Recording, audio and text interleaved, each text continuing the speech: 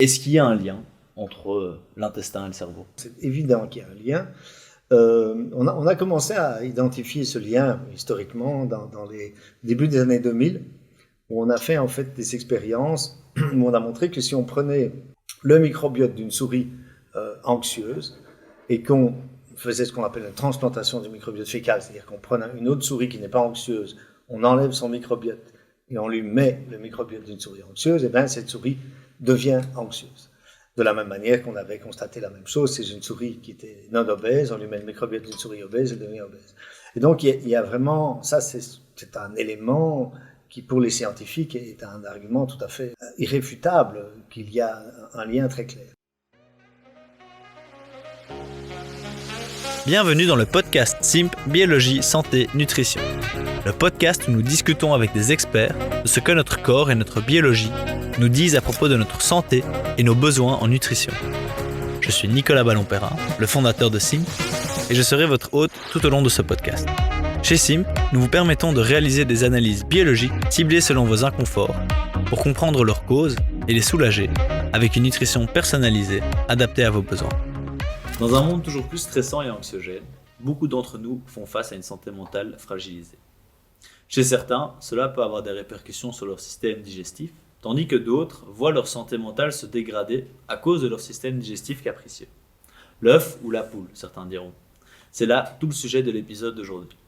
Nous allons décortiquer ce que la science nous dit sur l'impact de notre système digestif sur notre santé mentale et inversement. Pour cela, nous allons faire un zoom sur ce qui se passe dans notre deuxième cerveau, le microbiote intestinal.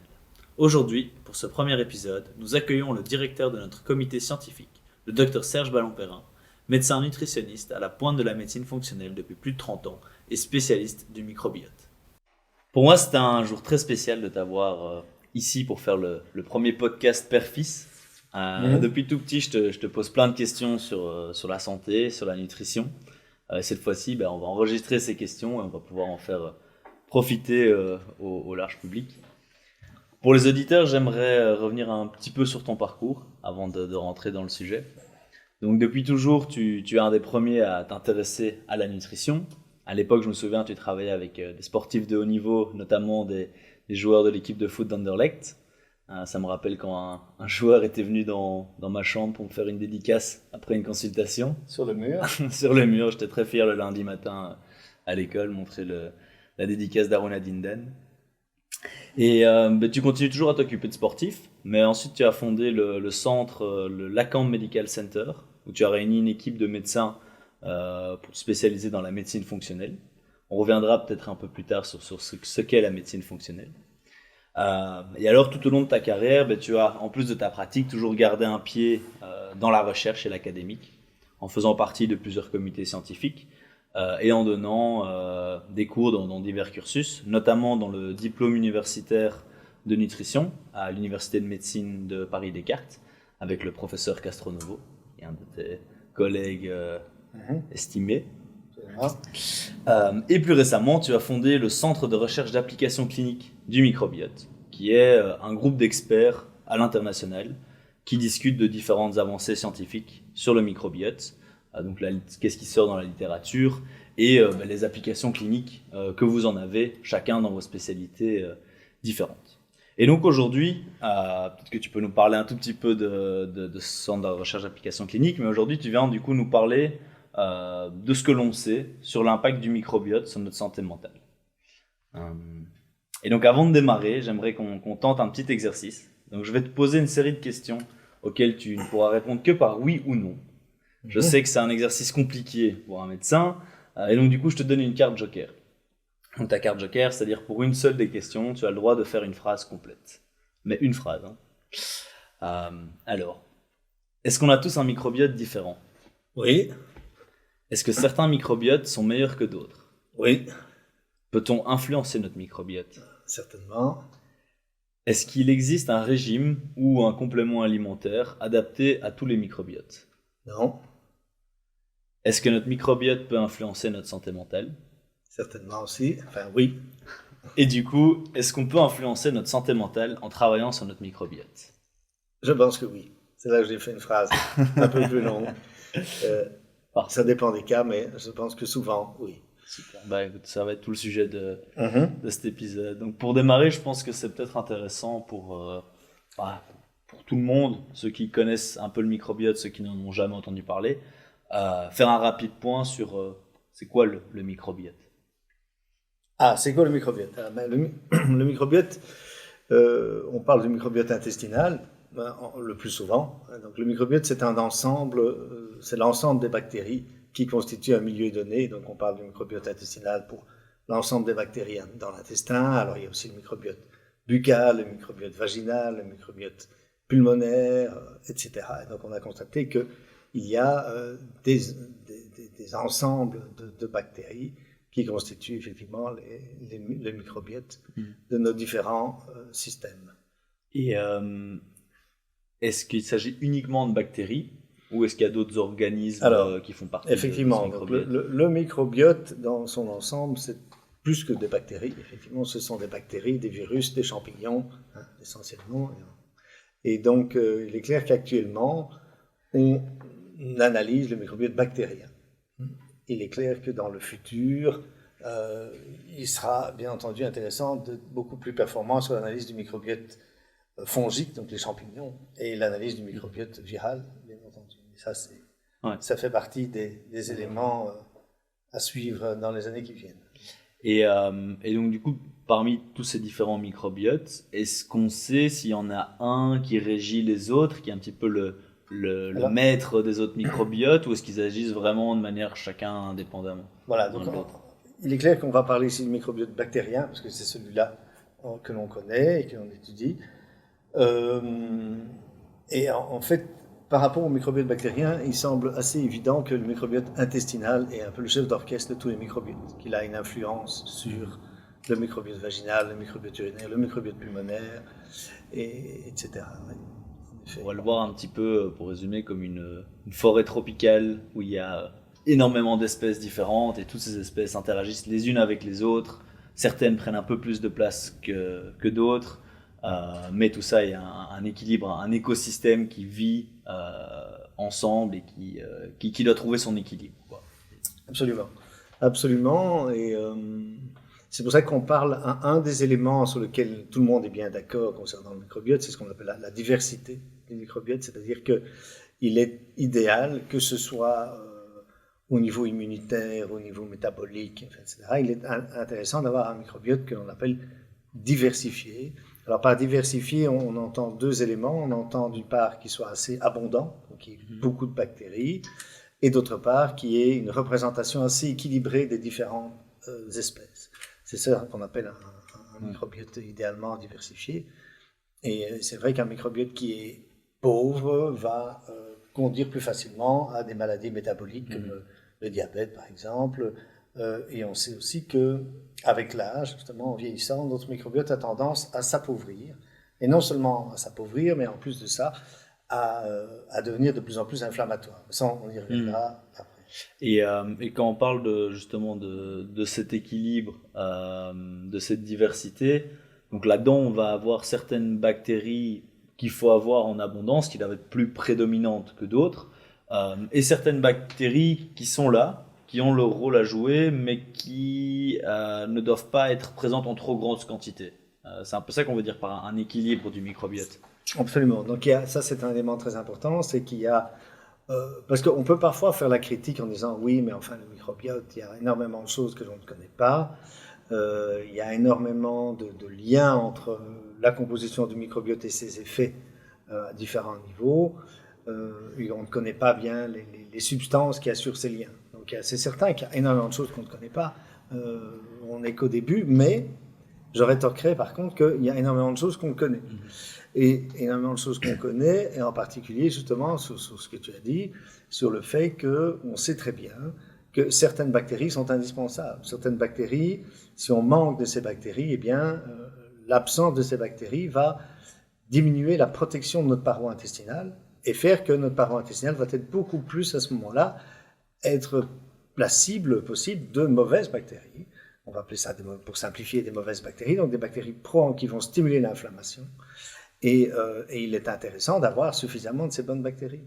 Que ce soit, enfin je ne vais pas toutes les citer là maintenant, mais c'est terriblement important. peut-être deux que tout le monde généralement connaît. Parce qu'on voilà, il y en a, je vais aller en citer trois qui sont terriblement importants. Deux que tout le monde connaît, ce sont les bifidobactéries et les lactobacilles. Et alors, il y en a d'autres, évidemment, très importants, dont le Faecalibacterium prausnitzii, qui est une bactérie fondamentale dans la protection de la paroi. Et bon, c'était aussi la Kermansia mucinifila, mais je veux dire que ce sont et encore d'autres, je ne vais pas toutes les citer, mais il y a effectivement des bactéries très importantes. On reviendra peut-être un petit peu sur la fin de l'épisode sur voilà, comment avoir un impact sur ces différentes bactéries. Est-ce qu'il faut la même chose pour chacune des bactéries? Est-ce qu'il faut des probiotiques pour tout le monde? Ce sont des questions qu'on reviendra y répondre sur la fin du podcast. Maintenant, je propose que du coup, on passe un petit peu sur l'aspect santé mentale, du coup, microbiote santé mentale. On parle souvent de l'intestin comme notre deuxième cerveau. En anglais, pour parler d'avoir un instinct, on parle d'un gut feeling, ce qui veut dire, si on le traduit littéralement, sentiment de l'intestin. Est-ce qu'il y a un lien entre l'intestin et le cerveau? Alors, ça, c'est tout à fait clair. C'est quelque chose, on n'est plus à un stade où on se pose la question. C'est évident qu'il y a un lien. On a commencé à identifier ce lien historiquement dans les débuts des années 2000, où on a fait en fait des expériences où on a montré que si on prenait le microbiote d'une souris anxieuse et qu'on faisait ce qu'on appelle une transplantation du microbiote fécal, c'est-à-dire qu'on prend une autre souris qui n'est pas anxieuse, on enlève son microbiote et on lui met le microbiote d'une souris anxieuse, et bien cette souris devient anxieuse. De la même manière qu'on avait constaté la même chose, c'est une souris qui était non obèse, on lui met le microbiote d'une souris obèse, elle devient obèse. Et donc il y a vraiment, ça c'est un élément qui pour les scientifiques est un argument tout à fait irréfutable, qu'il y a un lien très clair. Alors depuis lors, il y a eu des centaines de publications sur le sujet qui ont confirmé ce lien, qui ont montré aussi justement certains types de bactéries qui sont plus impliquées, en tout cas des corrélations entre certaines bactéries en excès ou en insuffisance et des problèmes dépressifs ou anxieux. Et alors aussi certaines études qui ont montré maintenant non seulement ces corrélations entre ces bactéries et l'anxiété ou la dépression, mais des liens biologiques, biochimiques, par exemple, entre ces bactéries en question et le problème d'anxiété. Alors ça va même plus loin que la dépression et l'anxiété. Maintenant, en 2023, d'ailleurs c'est très récent, il y a une publication qui a été faite concernant la maladie d'Alzheimer, justement, ça c'est un autre volet du lien microbiote-cerveau, où on a constaté qu'en prenant le microbiote de patients, donc là ce ne sont plus des souris, ce sont des patients, des êtres humains atteints d'Alzheimer, et on les instille chez des souris, eh bien on allait voir se développer chez ces souris des comportements de type Alzheimer, particulièrement sur les épreuves de mémoire, etc. Et alors, chose encore plus incroyable, c'est que non seulement on a observé ça, mais on a aussi observé que plus c'était un patient qui avait une maladie d'Alzheimer grave, plus la souris allait montrer des problèmes graves de comportement. Donc il y a quand même de nouveau là un lien extrêmement important. Là, c'est ce qu'on appelle tout le lien entre le microbiote et la neuroinflammation. Cette neuroinflammation est un phénomène extrêmement important qui joue un rôle d'ailleurs aussi bien dans la dépression que dans Alzheimer, par exemple. C'est ce qu'on appelle l'axe intestin-cerveau. Absolument. C'est ça. Ouais. Et donc, du coup, c'est, si j'ai bien compris, on parlait de diversité. Dans la diversité, il est important d'avoir certaines bactéries qui vont venir protéger l'intestin, de ne pas avoir des bactéries qui vont enflammer l'intestin. Et en fait, chez les personnes où l'intestin enflammé laisse passer certaines substances nocives qui vont venir perturber ce qui se passe au niveau du cerveau. Est-ce que c'est ça le... Alors, c'est pas tout à fait l'intestin enflammé.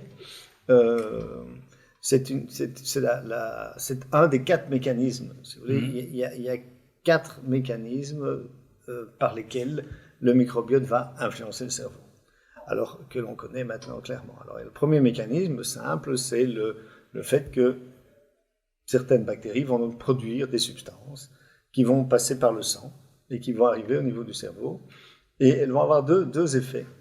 Alors, certaines de ces substances vont commencer par altérer ce qu'on appelle la barrière hémato-encéphalique. Donc comme on a la barrière intestinale qui protège justement notre organisme d'un certain nombre de ce qu'on pourrait appeler d'intrus par rapport à notre organisme qui passe dans notre intestin, eh bien on a aussi une barrière hémato-encéphalique qui protège le cerveau pour que n'importe quoi ne passe pas au niveau du cerveau. Eh bien cette barrière hémato-encéphalique, on sait, va être altérée par ce qu'on appelle des LPS, donc ce sont des substances qui sont sur la paroi de certaines bactéries qui peuvent traverser et aller altérer la perméabilité à ce niveau-là. Donc c'est un passage d'une bactérie qui sort de notre intestin, qui possède autour d'elle une substance et qui va venir déposer cette substance. Non, c'est même pas la bactérie, c'est la substance elle-même. Okay. C'est la substance qui se trouve sur la bactérie, qui traverse la paroi, qui passe par le sang et arrive au niveau du cerveau. Et elle va déjà, entre autres, altérer cette barrière au niveau cérébral et éventuellement même passer la barrière cérébrale aussi. Et donc, si elle vient altérer la barrière, d'autres substances qui de base ne viennent même pas de l'intestin vont pouvoir passer à ce moment-là. Exactement. Et donc, en fait, ça c'est un élément. On sait par exemple qu'il y a aussi ce qu'on appelle des acides biliaires secondaires, ce sont des substances dont la présence est liée aussi à l'état du microbiote, qui vont aussi pouvoir passer par le sang et altérer cette barrière hémato-encéphalique. Et puis alors on a par contre des substances bénéfiques qui vont être produites par le microbiote et qui vont arriver par le sang jusqu'au cerveau. Il y a les fameux acides gras à chaîne courte, c'est une substance typiquement produite par des bonnes bactéries qui a la capacité de diminuer l'inflammation dans le cerveau. Et puis alors il y a aussi des neurotransmetteurs eux-mêmes, donc des substances qui interviennent dans la transmission de l'influx nerveux, que ce soit la sérotonine, la dopamine, ou alors le GABA, etc., qui est des substances qui sont produites directement par certaines bactéries. Donc, pour résumer, on peut avoir à la fois un microbiote en bonne santé, peut nous aider à supporter les fonctions cognitives saines, donc avec ces bonnes bactéries qui permettent une bonne activité cérébrale, notamment au niveau de la circulation des neurotransmetteurs dont tu parlais. Et puis de l'autre côté, on peut avoir des mauvaises bactéries qui laissent passer certaines substances qui ne vont pas, non seulement pas supporter les bonnes fonctions cérébrales, mais vont en plus de ça empêcher une bonne protection du système nerveux. Voilà, donc en fait, je dirais, autrement dit, quand même plutôt pour simplifier, c'est qu'il y a des bonnes bactéries qui vont plutôt produire à la fois des substances qui diminuent l'inflammation au niveau du cerveau et certains neurotransmetteurs qui ont un effet dans la transmission nerveuse, et alors des mauvaises bactéries qui vont effectivement produire des substances qui vont favoriser effectivement une altération de la barrière et l'inflammation intestinale, l'inflammation cérébrale, pardon. Ouais. Mais alors c'est pas le seul mode de connexion. Il y a tout ce qui est le mode immunitaire, c'est-à-dire que si on a des mauvaises bactéries qui ont accès à la paroi, eh bien, elles vont stimuler la production de messagers de l'inflammation, ce qu'on appelle les cytokines, qui est une substance qu'on connaît bien depuis le Covid. Eh bien, ce sont des cytokines. Et alors, en fait, on sait que si on a des mauvaises bactéries, ben, ça va stimuler la production de cytokines pro-inflammatoires qui vont arriver au cerveau, et à l'inverse, d'autres vont stimuler la production de cytokines anti-inflammatoires qui vont arriver au cerveau. Donc, de nouveau, il y a une communication là via les cytokines. Ça, c'est un autre mode de communication. C'est ce qu'on appelle le mode de communication immunitaire. Et puis alors, on a un mode de communication qui est via le nerf vague. Alors, le nerf vague, hein, c'est très... On connaît tous le nom parce qu'on connaît le malaise vagal, hein, quand il est hyperstimulé, par exemple. Et en fait, le nerf vague, c'est un nerf qui va du cerveau, qui descend le long des carotides, puis des poumons, puis l'estomac, l'intestin, et qui va avoir un impact sur justement le rythme cardiaque, la tension artérielle, et la vidange de l'estomac et la motricité de l'intestin. Et en fait, ce nerf vague, on sait qu'il va avoir un effet plutôt qui va agiter ou plutôt relaxer la motricité intestinale, ça c'est dans le sens cerveau-intestin. Mais par contre, on sait aussi que dans le sens intestin-cerveau, ce nerf vague, manifestement, a l'art de communiquer des infos à partir de certaines bactéries. Alors, on ne comprend pas encore tout, mais en tout cas, une expérience relativement récente, assez intéressante, a montré que si on sectionnait le nerf vague, par exemple, ce qu'on appelle une vagotomie, donc on coupe le nerf vague, et qu'on fait une transplantation du microbiote fécal à des souris, donc on leur met un microbiote qui va censé les rendre plus anxieuses. On prend un microbiote des souris anxieuses qu'on donne à des souris pas anxieuses, qui normalement devraient devenir plus anxieuses. Ça, c'est ce que j'expliquais au départ. Ouais. Mais maintenant, paf, on coupe le nerf vague chez ces souris à qui on instille le microbiote, eh bien, elles ne deviennent pas, en fait, c'est plus dépressif en l'occurrence dans l'étude, soit, eh bien, elles ne deviennent pas dépressives, comme prévu. Donc on s'est dit, ça, alors, c'est incroyable, ça veut dire que la transmission de ce nouveau microbiote ne s'est pas vraiment produite de l'intestin vers le cerveau parce qu'on a coupé le nerf vague, un moyen de communication. Donc ça, c'est aussi un élément qui montre que c'est un moyen de communication important. Puis alors, il y a un dernier moyen de communication, je ne vais pas m'étendre là-dessus non plus, mais on a des cellules spécifiques dans l'intestin, qu'on appelle les cellules entérochromaffines, enfin, soit ce sont des cellules spécialisées dans notre intestin, au niveau de la muqueuse intestinale. Et en fait, ces cellules vont elles-mêmes être stimulées par l'équilibre des bactéries dans l'intestin, et elles vont produire différentes substances. Et parmi ces substances, il y en a une, je ne vais pas rentrer dans tous les détails, ce serait un peu trop complexe, mais parmi ces substances, il y en a une qu'on connaît très bien, c'est la GLP-1. Alors la GLP-1, pour tous ceux qui veulent perdre du poids, ils connaissent certainement l'histoire, c'est le nom de la molécule, le nom commercial de la molécule 1. Eh bien, vous avez le liraglutide et le sémaglutide qui, le nom commercial de ça, c'est le Saxenda, l'Ozempic, le Rybelsus, qui sont ces médicaments qui, justement, ont un effet sur l'appétit et permettent de perdre du poids. Et accessoirement, diminuer un peu la sensibilité à l'insuline, mais surtout une action sur l'appétit.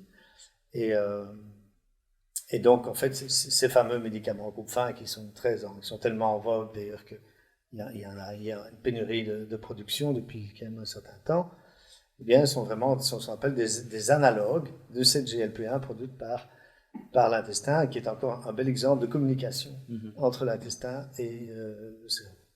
Donc voilà, donc il y a beaucoup de communication, et puis ça va dans l'autre sens. Le cerveau communique avec l'intestin via le nerf vague, de nouveau. Le nerf vague peut moduler un certain nombre de choses au niveau intestinal, la motricité surtout, mais pas que. Et alors, on a aussi via les surrénales, via l'axe cerveau-surrénal et puis surrénal-intestin, on sait que le stress, via la production d'adrénaline et cortisol, peut avoir un impact sur justement la perméabilité intestinale et le mucus intestinal, et altérer ça. Donc, voilà. D'un côté, une perturbation de notre microbiote peut nous rendre plus anxieux, plus stressés, ou nous faire développer certaines maladies mentales.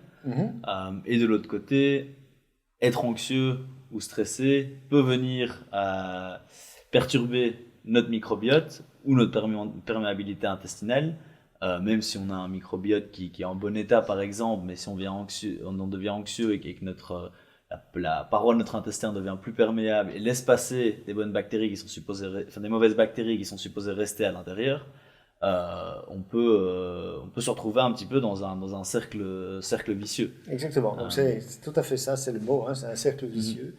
Le psychisme a un impact négatif sur le microbiote qui lui-même va avoir un impact négatif sur le psychisme. Ça, c'est tout à fait possible. Et inversement, on peut avoir un cercle vertueux dans le sens. Ouais. Est-ce qu'on peut sortir de ce cercle vicieux? En tout cas, sur le volet microbiote, certainement. Moi, je suis convaincu, et je le vois dans mes consultations depuis quelques années où je suis vraiment extrêmement concentré sur le sujet, et je pratique beaucoup d'analyse du microbiote et beaucoup d'approches thérapeutiques de ce microbiote, qu'il y a moyen d'améliorer la situation. On connaît clairement certaines bactéries qui ont un impact néfaste et certaines bactéries qui, à l'inverse, ont un impact positif.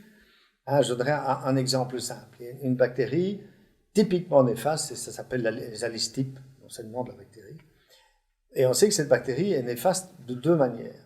On sait que d'une part, elle produit une enzyme qui va détruire le tryptophane, donc qui est un acide aminé qui sert à produire la sérotonine Une sérotonine, comme la plupart des gens le savent, est une substance qui a un effet bénéfique sur l'humeur, le côté zen, le sommeil, etc. Et donc, elle va déjà détruire le précurseur.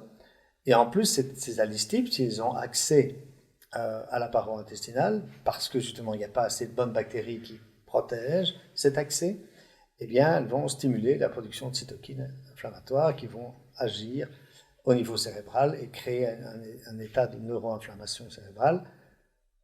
Et on le sait, qui va être associé au fait que, de nouveau, il y a moins du précurseur de la sérotonine, par exemple, qui va pouvoir être transformé en sérotonine.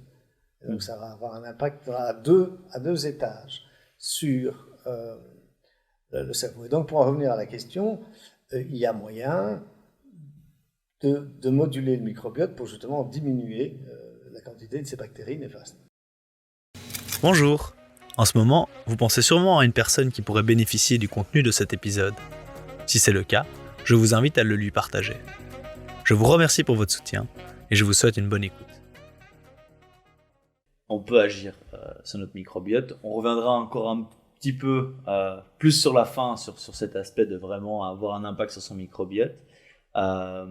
Est-ce qu'on peut revenir 2 secondes peut-être au mécanisme lié au cerveau dont tu as parlé. Donc, tu as parlé de cette membrane qui protège le cerveau des substances toxiques, mais tu as aussi parlé de l'impact que notre intestin peut avoir sur nos neurotransmetteurs et de l'impact que notre surrénal et notre production de cortisol peut avoir sur l'intestin. Est-ce que tu peux peut-être rapidement expliquer déjà qu'est-ce que c'est que les neurotransmetteurs et puis on parlera un petit peu de qu'est-ce que c'est que les surrénales, c'est quoi le cortisol. Je pense que c'est peut-être un mot qui pour certains est très connu, pour d'autres c'est la première fois qu'ils en entendent parler. Ok. Bien, alors qu'est-ce que c'est que les neurotransmetteurs? Je crois que pour mieux comprendre et visualiser la chose, il faut s'imaginer le cerveau comme un ensemble de cellules nerveuses. Et ces cellules nerveuses sont reliées par des bras. Et finalement, pour faire transiter l'information, eh bien, il faut que, un peu comme dans une course relais, il faut que d'un bras à l'autre, ils se transmettent le bâton, le témoin, pour que l'information circule d'un endroit à l'autre au niveau cérébral.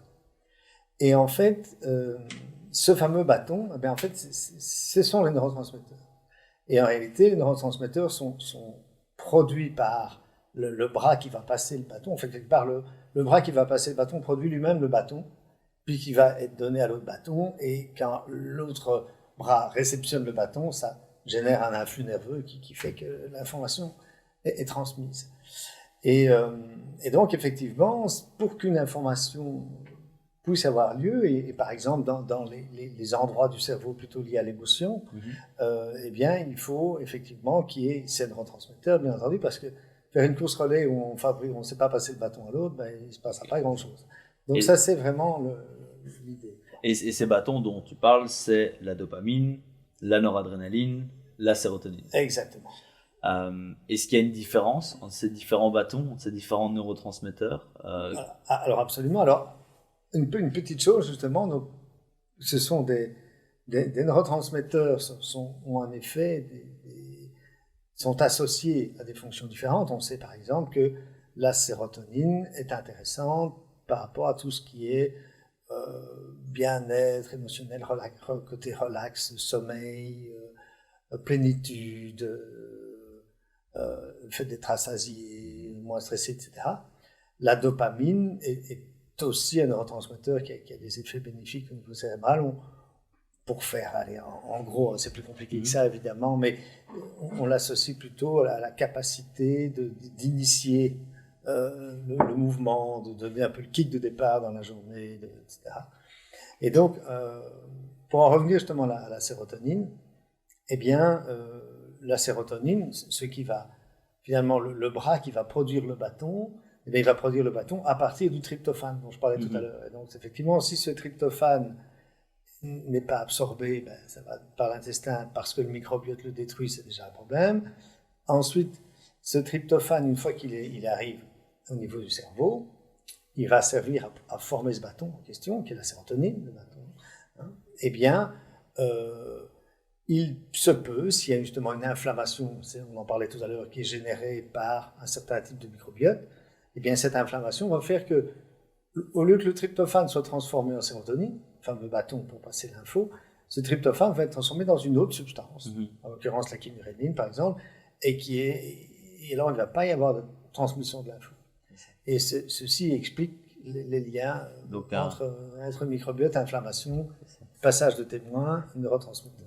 Un microbiote perturbé peut être un petit peu comme un croche-pied à ces coureurs. Quoi. C'est comme le ou alors qui vont donner le mauvais bâton. Ouais. Ou voler le bâton. C'est ça. Voilà. Et la sérotonine dont tu parles, c'est ce qui ensuite va être produit en ce que tout le monde connaît comme l'hormone du sommeil, la mélatonine. Exactement. C'est ça. Donc cette sérotonine va à la fois permettre d'être plus apaisé, mais va aussi permettre de produire une hormone spécifique à l'endormissement. Exactement. Et donc, quelqu'un qui a un microbiote perturbé, en plus d'avoir du mal à être relaxé, ou alors qui a un microbiote perturbé qui va venir jouer sur ses neurotransmetteurs, peut à la fois être plus stressé, mais aussi avoir un problème à s'endormir. Absolument. Donc ça peut tout à fait impliquer dans les troubles du sommeil. Alors évidemment, je ne veux pas non plus être réducteur. C'est certain qu'il ne faut pas tout mettre sur le microbiote. Oui, ça peut. Il y a des facteurs émotionnels directs, etc. et autres qui jouent un rôle, bien entendu. Mais ça peut jouer un rôle, c'est certain. Ok. Et donc ça, c'est plutôt le volet neurotransmetteur qui peuvent être impactés par un microbiote perturbé. De l'autre côté, tu as parlé de la surrénale qui produit du cortisol qui peut impacter notre microbiote. Qu'est-ce que c'est que les surrénales et qu'est-ce que c'est que le cortisol? Voilà, alors la surrénale donc, est une glande qui se trouve au-dessus du rein, comme son nom l'indique. Et c'est une petite glande qui va produire plusieurs hormones. L'adrénaline, que tout le monde connaît, hein, c'est l'hormone qu'on produit en cas de stress pour qu'on puisse réagir, se battre ou s'enfuir historiquement. Bon, maintenant, c'est pas tout à fait ça. Et puis alors, le cortisol, qui est l'hormone un petit peu qu'on appelle d'adaptation au stress, c'est-à-dire que le cortisol a plusieurs fonctions. On connaît très bien, évidemment, sa fonction anti-inflammatoire avec la cortisone. Ça a aussi des fonctions pour réguler la glycémie, ça a aussi des fonctions antidouleurs, etc. Et donc, quelque part, c'était une adaptation qui était, je dirais, historiquement faite pour que quand on est soumis à une situation de stress aigu, on ait l'adrénaline d'abord pour faire face à ce stress aigu, et puis on ait le cortisol pour un peu penser nos blessures, entre guillemets. Et il se fait que bon, on ne vit plus dans ce monde-là, et beaucoup de gens sont soumis à un stress chronique, qui soit psychique que physique d'ailleurs, ou même inflammatoire parfois, et donc qui vont stimuler cette production de cortisol et de façon à un moment donné peut-être excessive et puis avoir un certain épuisement dans un temps suivant.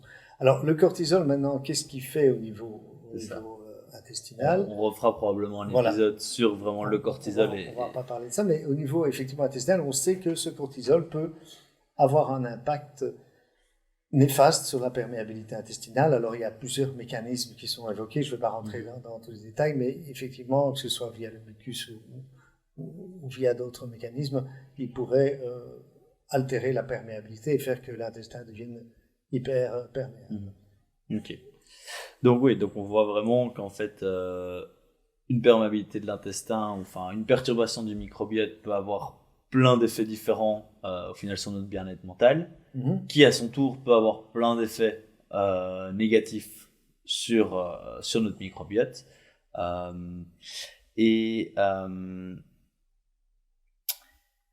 Et donc je me pose la question, quelqu'un qui n'est peut-être pas soumis à une dépression ou qui se sent pas spécialement anxieux, des cas peut-être plus légers de personnes qui pensent qu'ils vont assez bien et qui se poseraient la question de est-ce que les interactions que j'ai avec les personnes autour de moi sont-elles aussi impactées par mon microbiote?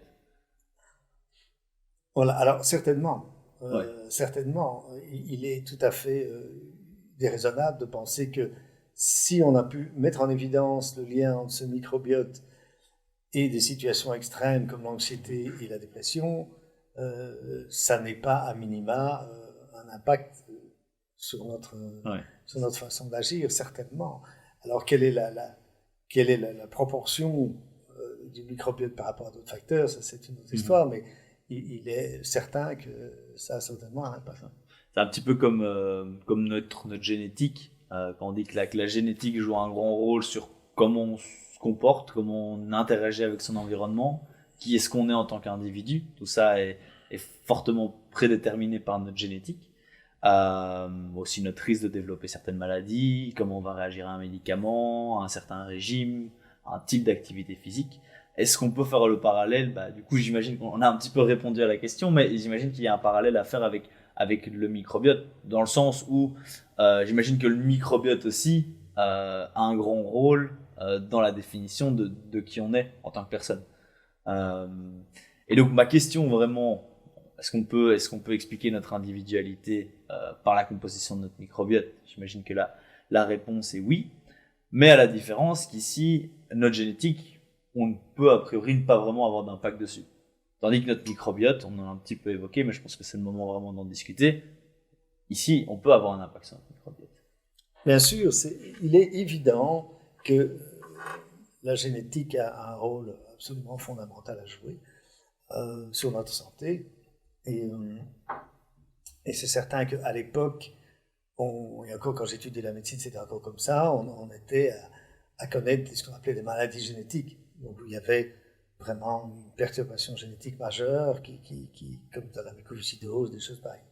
Maintenant, on s'est rendu compte il y a bien entendu ces maladies-là, mais il y a beaucoup plus que ça. Il y a tout ce qu'on appelle les polymorphismes génétiques, c'est-à-dire que on a tous un tas de petites variations. On ne va pas entrer dans les détails, des petites variations au niveau de nos gènes qui font qu'ils vont s'exprimer différemment chez l'un, chez l'autre. Et ça fait partie d'ailleurs de notre individualité, de nos individualités. Et c'est ce qu'on appelle le terme technique les SNP. Ce sont ces petites altérations au niveau du code. Et en fait, ça ne donne pas des maladies du tout, ça donne des différences entre l'un et l'autre. Et ça donne aussi des probabilités plus grandes de développer ceci ou cela, telle ou telle maladie. Ça donne le fait que telle enzyme fonctionne mieux chez l'un, chez l'autre, etc. Et donc, sur cette génétique, effectivement, qui est là, on ne sait rien faire sur la génétique elle-même. Par contre, il y a tout le volet, et c'est ça que tu as évoqué, de ce qu'on appelle l'épigénétique. Donc l'épigénétique, c'est tout ce qui va faire que les gènes vont plus ou moins s'exprimer, oui ou non. Et dans l'épigénétique, il y a l'environnement, bien entendu, et dans l'environnement, il y a le microbiote. Et il y a aussi le stress, qui on sait joue un rôle là-dessus, et l'environnement, dans l'environnement, comme je disais, le microbiote, et voilà. On reçoit une partie de notre microbiote aussi comme bagage génétique. Donc le microbiote, c'est qu'on n'en a pas trop parlé, on a un peu expliqué ce que c'était, mais comment est-ce que notre microbiote est défini? Tu as parlé du fait qu'il s'appauvrissait un petit peu avec l'âge, mais comment est-ce qu'un microbiote évolue un petit peu au cours de la vie d'une personne? Alors, en réalité, au départ, on pensait que notre microbiote était initialement constitué par le microbiote de la maman lors de l'accouchement par voie basse. Donc que la flore vaginale de la maman allait conditionner notre microbiote. Alors, c'est tout à fait vrai, bien entendu, c'est toujours vrai, mais ce qu'on a constaté, c'est qu'on a déjà un microbiote avant la naissance. Ça, c'est plus neuf comme constatation, et qu'il y a de fait, manifestement, un côté génétique dans l'élaboration de notre microbiote. Il y a aussi l'état du microbiote de la maman qui va jouer un rôle, apparemment déjà même en pré-accouchement, lors de l'accouchement, et puis alors évidemment les premières semaines de la vie vont être fondamentales dans l'élaboration du microbiote. On sait l'importance de l'allaitement maternel, sauf si la maman a vraiment un microbiote catastrophique, là c'est moins bien, vu que apparemment quand même 70% des bactéries passent dans le lait maternel, donc ça joue un rôle dans l'élaboration du microbiote, mais en gros quand même, l'allaitement maternel est terriblement important. Et puis on sait l'effet néfaste de certaines médications données chez les bébés, et évidemment en particulier les antibiotiques, s'ils attrapent des infections importantes, qu'ils doivent être traités par antibiothérapie, bien à ce moment-là, ça va avoir un effet, bien entendu, néfaste sur l'établissement du microbiote. Et puis alors ensuite, il y a l'alimentation, évidemment, la qualité de l'alimentation. Et puis par après, pendant la vie, il y a encore d'autres facteurs qui peuvent jouer, comme justement le stress peut jouer, l'alimentation peut jouer, le fait de devoir prendre des traitements médicamenteux peut jouer. Et tout ça, le fait d'attraper certaines infections peut jouer, d'attraper une entérite infectieuse, une tourista, comme on dit, des choses pareilles, vont avoir un impact aussi. Ouais. Donc, on reçoit une partie à la naissance, et puis que ce soit par l'accouchement, par l'allaitement ou par la génétique, et puis tout ça va évoluer avec l'environnement dans lequel on évolue, que ce soit le stress, l'alimentation, mais aussi l'environnement, parce qu'aujourd'hui, de plus en plus, avec la crise qu'on a eue du Covid, où on essaye d'un maximum stériliser les endroits, j'imagine que ça doit avoir aussi un petit impact sur notre microbiote. Mais donc du coup, quand on grandit, j'imagine qu'il y a des enfants qui vont grandir dans des environnements... je pense, j'avais entendu à l'époque qu'il y avait des études qui avaient été faites sur des enfants qui vivaient en présence d'animaux de compagnie ou pas, et qu'ils avaient généralement un microbiote plus diversifié parce qu'ils étaient plus en contact avec les crasses, la saleté, les bactéries. On en parle beaucoup dans l'allergie, par exemple. Ouais. On sait que les enfants qui ont grandi dans des fermes, par exemple, au contact d'animaux, ou avec des enfants qui ont grandi effectivement des animaux de compagnie, vont avoir un microbiote plus diversifié, va avoir un microbiote aussi moins propice à développer des allergies. C'est aussi un élément dans lequel le microbiote semble avoir un rôle. Et à l'inverse, on voit que par exemple au Japon, qui pourtant est un pays où leur qualité alimentaire les préservait en tout cas, parce que depuis la mondialisation c'est différent, mais dans leur alimentation traditionnelle, les préserver d'un grand nombre de maladies. Par contre, au niveau allergie, leur côté de tout stériliser à l'excès, on sait que ça joue un rôle sur le nombre important d'allergies qu'ils ont là-bas. Donc tout ça sont des choses sur lesquelles généralement on a assez peu d'impact. Nous, on n'a pas choisi souvent tout ça. Mais maintenant, aujourd'hui, si moi je veux prendre soin de moi et aussi de ma santé mentale, concrètement, qu'est-ce que je peux faire? Alors j'imagine que, comme tu as répondu au début, tout microbiote n'est pas pareil. Et que surtout chez des personnes où il y a un déséquilibre du microbiote, ça va être important d'attaquer le problème différemment. Mais maintenant, prenons quelqu'un qui nous écoute aujourd'hui, qui veut prendre soin de son microbiote. Qu'est-ce qu'il peut faire? Est-ce qu'il y a un petit peu des grands conseils généraux, même si j'imagine que c'est très individualiste quand même? Quelles sont les grandes tendances? Alors, d'une manière générale, je vais parler d'une manière générale et puis d'une manière plus pointue. Alors, d'une manière générale, il est clair que ce qui est bénéfique pour le microbiote, ce sont effectivement les règles hygiéno-diététiques, comme on dit, c'est-à-dire la gestion du stress. Et par la gestion du stress, c'est aussi l'activité physique, très important. Et puis alors l'alimentation.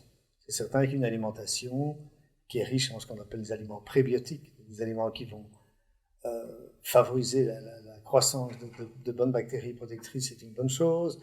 Une alimentation aussi qui contient ce qu'on appelle des cobiotiques, donc qui sont en fait des aliments qui ont cette même action favorisante pour le développement de bonnes bactéries, va aussi être extrêmement intéressante. Et donc il est clair que ce type de règles, on va dire hygiéno-diététique au sens large, est très bien.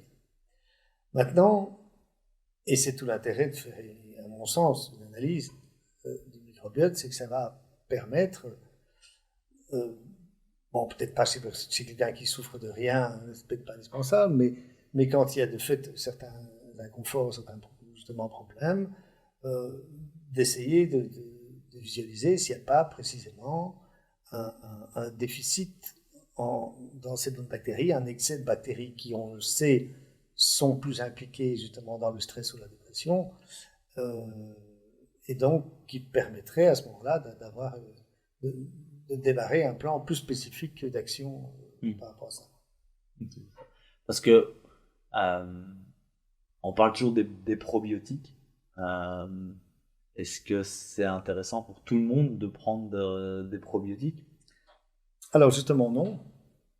Et c'est d'ailleurs l'intérêt précisément de ces analyses, par exemple, c'est que il y a des gens qui ont une quantité de lactobacilles. Il faut savoir que pour commencer au départ, en général, dans les probiotiques, il y a quoi? Il y a essentiellement des lactobacilles et des bifidobactéries.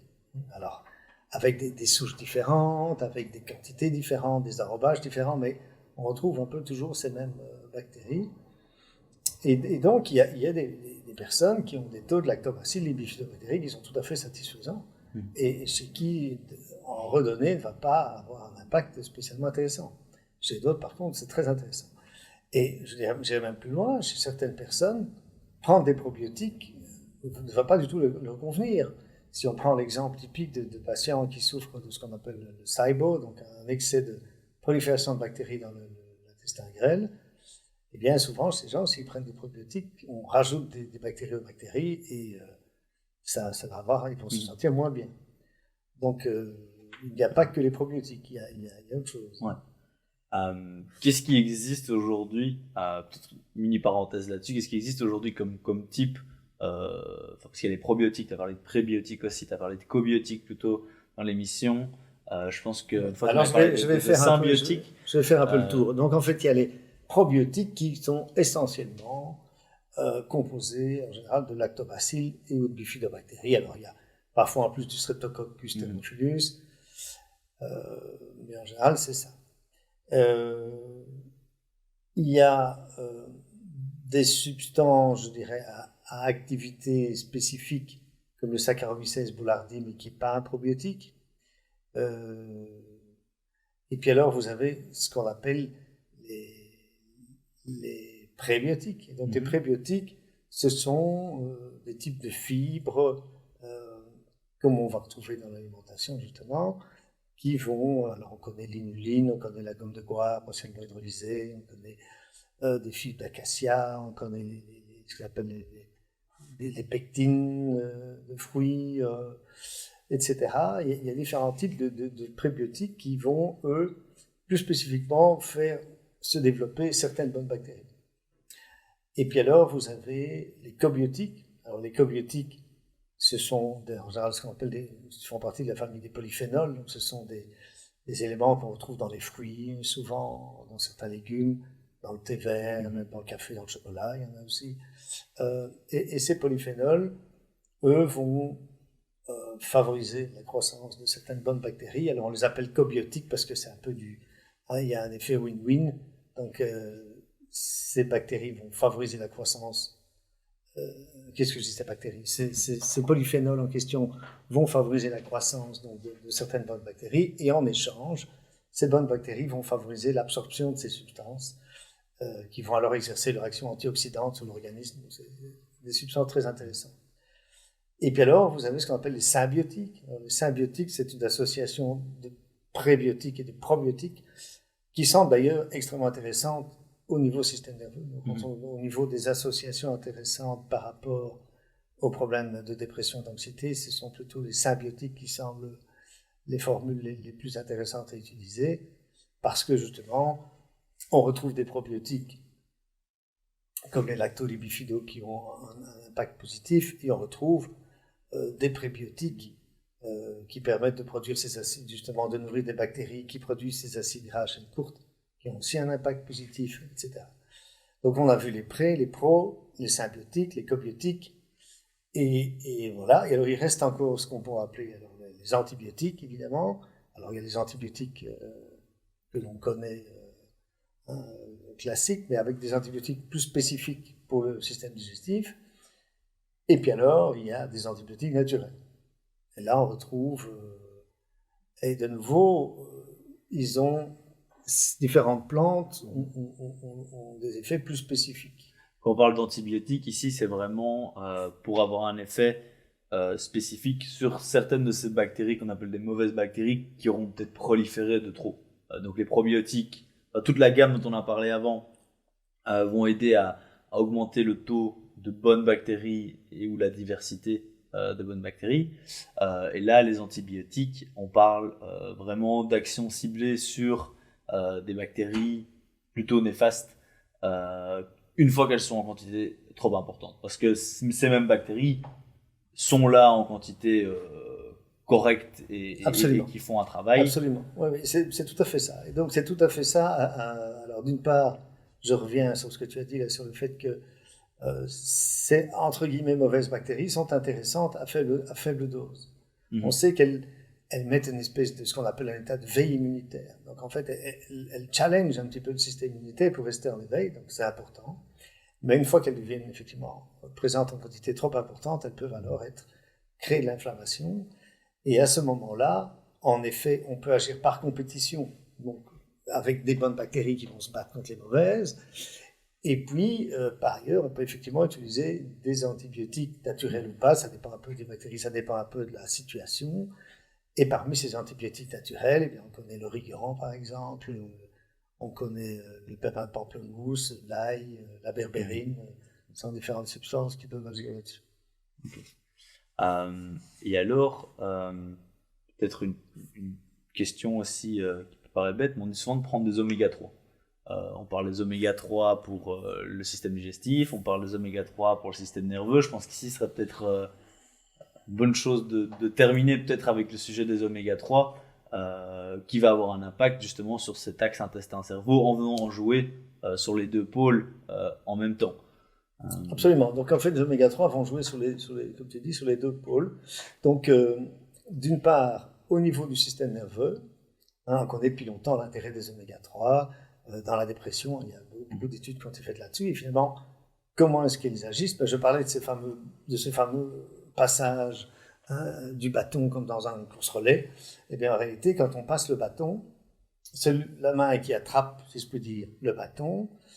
Donc ça, ce sont les récepteurs postsynaptiques en termes scientifiques. Eh bien, au niveau de ces récepteurs postsynaptiques, la qualité justement de fonctionnement et de réception de ces récepteurs va être modulée par les oméga 3. Il faut suffisamment d'oméga 3 pour que ces récepteurs aient une certaine plasticité qui leur permette de bien attraper le bâton. Ça, c'est une chose. Et d'ailleurs, quand on parle des antidépresseurs, les antidépresseurs, en fait, ce sont des molécules qui améliorent quelque part l'effet du bâton, enfin, dans la prise du bâton au niveau des récepteurs postsynaptiques. On les appelle des SSRI ou SNRI, c'est-à-dire qu'ils sont des reuptake inhibitors. Donc, ils font que... Donc, dans cette course-relais, il y a un peu deux choses. Il y a le fait d'envoyer le bâton à la base, de créer le bâton à la base, qui est quelque chose qui peut être amélioré aussi par... tu parlais du tryptophane qui existe aussi dans la complémentation. Donc, on peut prendre du tryptophane en complémentation pour faciliter à créer ce bâton. Quand on parle de la dopamine, la sérotonine, c'est plutôt la tyrosine dont on parle. Et puis de l'autre côté de la barrière, il y a des antidépresseurs, ou plutôt les antidépresseurs naturels qui sont les oméga 3, qui vont aider à attraper le bâton qu'on passe. Exactement. Ils vont favoriser effectivement une bonne captation du bâton, si je peux dire. Si je peux imaginer ça comme ça. Et alors, pour répondre à ta question, là, les oméga 3 sur l'autre pôle, au niveau intestinal, eh bien, ils agissent comme cobiotiques. C'est-à-dire qu'ils vont effectivement favoriser la croissance de certaines bonnes bactéries, entre autres le fameux Akkermansia nuciniphila, qui est important pour la perméabilité de l'intestin, et d'autres.